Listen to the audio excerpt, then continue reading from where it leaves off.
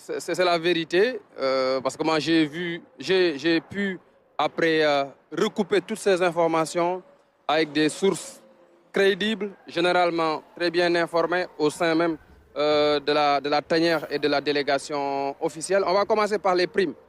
Les primes de qualification des Lions ne sont pas encore payées. C'est ça la réalité, c'est ça la vérité. Et ce sont des choses qu'il fallait gérer avant la compétition, parce que les éliminatoires de la Coupe du Monde se sont terminés depuis belle lurette. On aurait dû payer ces primes de qualification avant d'entrer de plein pied dans cette Coupe du Monde. Pour ce qui est du contrat de Pape Thiaw également, je crois que c'est un secret de polichinelle. Avant même le départ de l'équipe vers les États-Unis, tout le monde a vu l'info que Pape Thiaw voulait avoir beaucoup plus de garanties par rapport à son contrat qui est arrivé à expiration depuis le mois de février. Et d'après les sources que j'ai pu avoir, Pape Thiaw a demandé un salaire de 50 millions par mois, alors que l'État du Sénégal ne peut qu'aller jusqu'à 30 millions. C'est là que le bas blesse d'après mes sources. Maintenant, il fallait avoir une validation des hautes autorités. Le dossier a beaucoup traîné malheureusement. De février à maintenant, c'est combien de mois? C'est 5 mois. Je pense qu'on aurait pu également gérer ce contrat de Pape Thiaw, lui faire un nouveau contrat.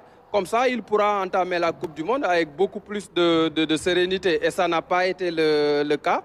Un confrère lui a même posé la question lors de la conférence de presse d'avant-match France-Sénégal.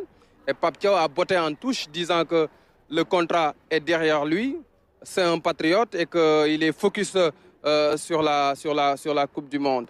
Il y a aussi un autre point qui a été évoqué par nos confrères dans leur papier, c'est la nourriture au sein de la tanière. Moi, j'ai pu discuter avec des personnalités du football qui ont logé dans un premier temps dans cet hôtel-là, mais ils ont dû quitter parce que la nourriture conservée sur place n'était pas de qualité. Et ce qui a amené peut-être les joueurs à faire des commandes dehors pour pouvoir bien manger. Et ça, c'est pas nouveau hein, dans la tanière. Dans le passé, moi, j'ai vu des joueurs qui ont pu commander une pizza dehors pour pouvoir manger ou se retrouver dans un restaurant pour manger un plat sénégalais ou africain. Mais l'un dans l'autre, ce sont des impairs qui ne s'accommodent pas du très haut niveau. Et le chef cuisinier, vous l'avez rappelé, il n'a pas pu faire le déplacement, faute de visa. Et forcément, il y aura une conséquence sur la nourriture des Lions. À la dernière Coupe d'Afrique des Nations, il était présent et personne n'a entendu parler de problèmes de malbouffe dans la tanière. Il y a aussi l'histoire des billets. L'histoire des billets. Parce que toutes ces informations-là qui sont sorties hier, certains journalistes sénégalais les détenaient. Mais vous savez, parfois, c'est très sensible. Vous faites le pour et le contre à la veille d'un match, à 48 heures d'un match de Coupe du Monde. Est-ce que c'est bien de sortir telle ou telle information? Qu'est-ce qu'on gagne en le faisant?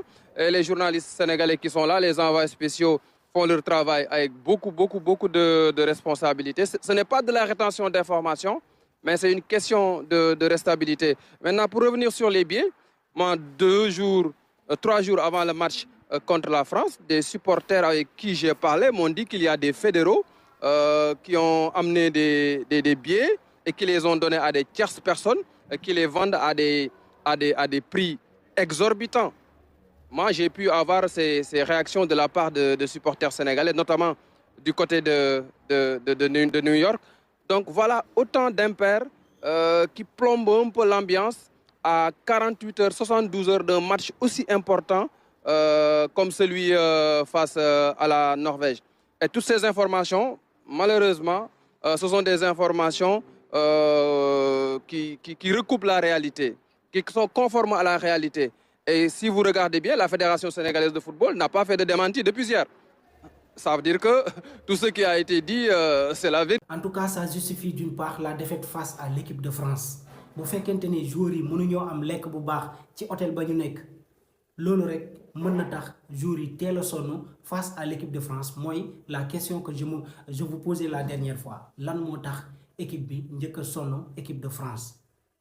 mi ngi noonu la réponse comme vous l'avez entendu ci confrère boobu di Ibrahima bu RTS. joueurs yi mënuñu lekk bu baax parce que chef cuisinier bi nga xamante ni moo leen doon topp demul foofee ca Maroc cette fois-ci demul États-Unis beneen bi mooy Pape Thiaw 30 millions yi ñu koy imposé c'est depuis l'ère Aliou Cissé moom la ñuy imposé ki nga xamante ni moo di Pape Thiaw et pourtant c'est lui le champion d'Afrique moom moo dem jëli 2e étoile bu Sénégal fële ca Maroc il mérite ce qu'il demande les gars prime joueurs yi du yoon ñu téye ko du yoon. parce que aussi ce sont des pères de famille quoi dañ waxante dëgg ñu ne yow yaay champion d'Afrique nga am problème mu prime nekk ci coupe du monde bi te mu leer le monde entier que ni situation bi nii y a que le Sénégal y a que l'équipe nationale du Sénégal mooy équipe bu koy dund actuellement foofee ca États-Unis cette situation c'est pas normal. au même moment ñu ne waaw ñenn ci fédération yi ñu ngi jël billet yi di ko jox seeni nit ñu koy jaay ci prix bu anormal.